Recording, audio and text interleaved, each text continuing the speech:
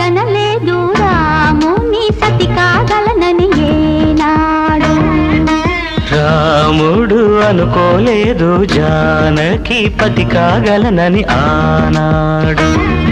ఆనాడు ఎవరు అనుకోనిది ఈనాడు మనకు నిజమైనది.